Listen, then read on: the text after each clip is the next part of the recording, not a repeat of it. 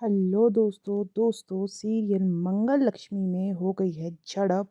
हो गई है हाथापाई अदित और अम्मा के बीच में। एक्चुअल में अम्मा समझाने की कोशिश करती है अदित को कि तुम गलत कर रहे हो। उसे एक थप्पड़ भी लगाती है और बोलती है कि तुमने जो किया है वो एक्चुअल में कोई गलती नहीं बल्कि गुनाह है। एक तो तुम एक ऐसी लड़की के साथ रह रहे हो जिसके साथ तुम्हारी शादी तक नहीं हुई है। वो जो शादी तुमने की थी वो अधूरी थी, जो हमें पंडित जी से पता चला। ऊपर से तुमने एक ऐसी लड़की को प्रेग्नेंट कर दिया है जो तुम्हारी पत्नी ही नहीं है। तुम्हें एहसास भी है कि तुमने क्या किया है। और इस बात पर अम्मा बहुत रोती है और बोलती है कि तुम इतने कैसे गिर गए हो।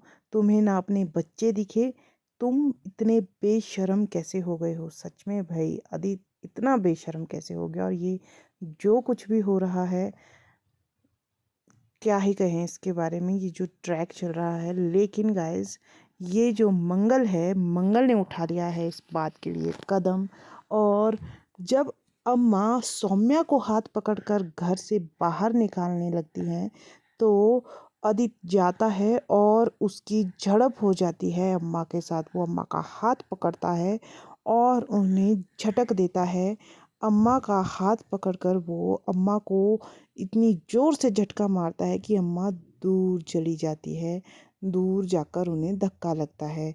वहीं पर मंगल सोच रही होती है कि अब इस घर को छोड़ने का वक्त आ गया है। कभी मेरी डोली इस घर में आई थी, मैंने 15 साल इस घर को दिए, कभी सोचा नहीं था कि ये घर मुझे छोड़ना पड़ेगा। लेकिन अब यह मैं एक ऐसे मोड़ पर खड़ी हो गई हूँ जहाँ पर मुझे अब ये घर छोड़ना पड़ेगा। वहीं पर जो सौम्या है वो खुद गाड़ी चलाकर चली जाती है और आदित्य उसके पीछे पीछे जाता है।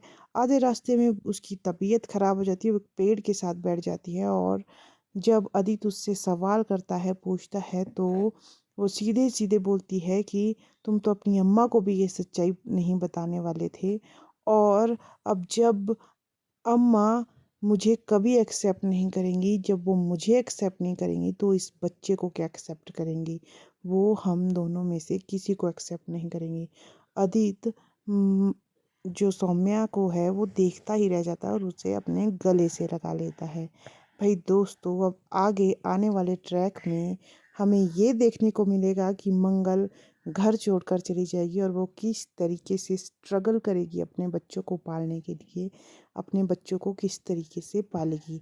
यहाँ तक कि वो आदित्य को भी सुनाती है और बोलती है कि जब से आपने रिश्ता तोड़ा है मैं टूट गई हूँ इस कांच के टुकड़े की तरह। लेकिन आप मेरे बारे में नहीं सोचते, लेकिन खुद गर्ज आप मुझे ही बोलते हैं। आज के लिए इतना ही। आगे की अपडेट्स के लिए मैं सब